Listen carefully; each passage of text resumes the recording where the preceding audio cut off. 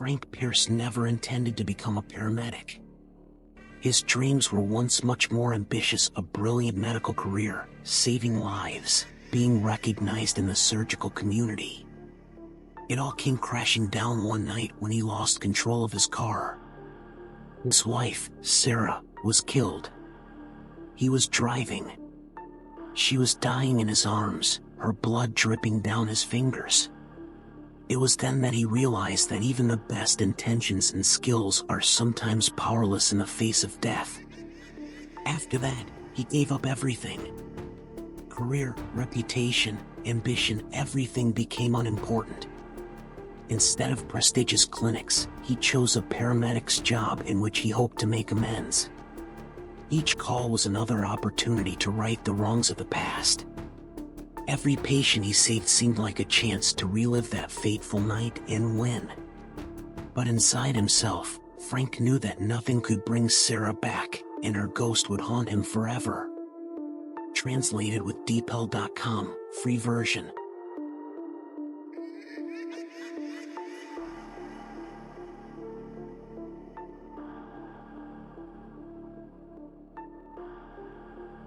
The siren blared, piercing the sweltering air of the New York night.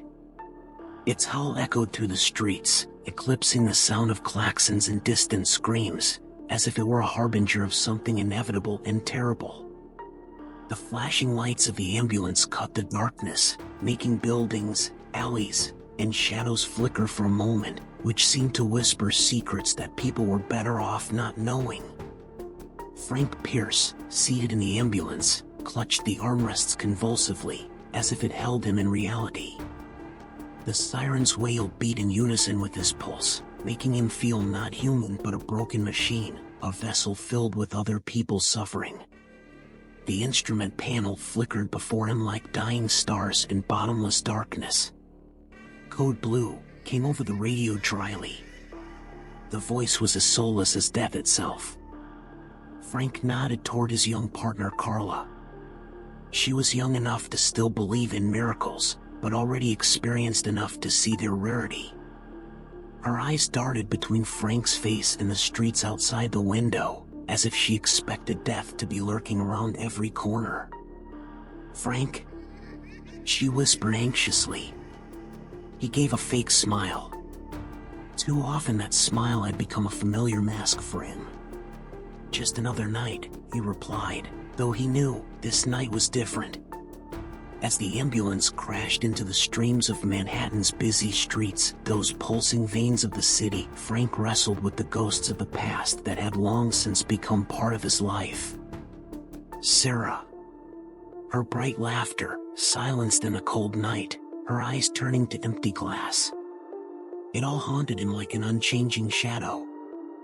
Soon the car came to an abrupt halt outside an old apartment building, hidden in gloomy silence. Only a single dimly lit window on the top floor broke the darkness and omen.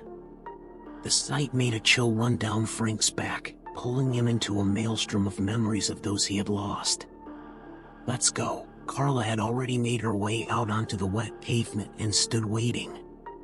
They climbed the narrow staircase, the walls of which seemed to have absorbed the tears and fears of those who had lived here. Each step creaked under their feet, as if reality itself was asking them to stop. Finally, a door with the number 3B appeared before them.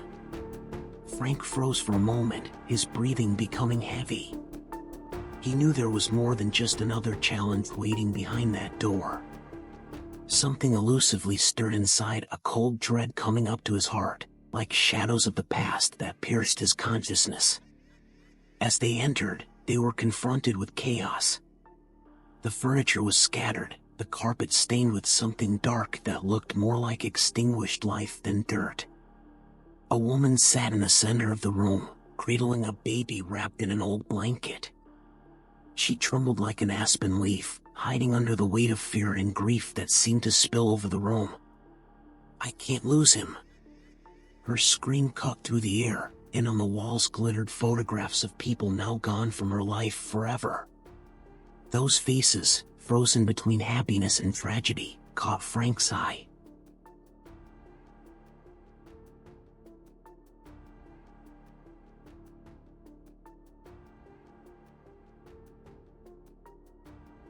"We're here to help," he echoed, but his voice sounded as mechanical as the siren outside. He stepped cautiously closer while Carla checked the baby's condition, her hands quick and sure, though underneath there was a tension that wouldn't let go for a moment. Suddenly something changed. The air around Frank became heavy, as if the whole world had moved back half a step. He found it hard to breathe as the images of the past returned, but this time they weren't just memories. The faces of those he hadn't had time to save were peeking out of the darkness. Their eyes, filled with reproach, followed him. "You let me die." Sarah. Her silhouette was closest. She wasn't just present, she demanded an answer. Frank jerked back, his body felt as if it had lost its will. It was as if shadows from the past came over him like waves of rage, crashing down and consuming the remnants of his mind. "No!" he screamed, trying to drown out their voices, but they penetrated, distorting reality, making him see only pain and death. Carla turned around, her face frozen with fear and bewilderment. "Frank, what's wrong with you?"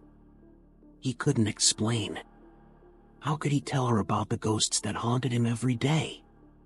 About how all those he hadn't saved came back to him again and again, demanding something he could no longer give?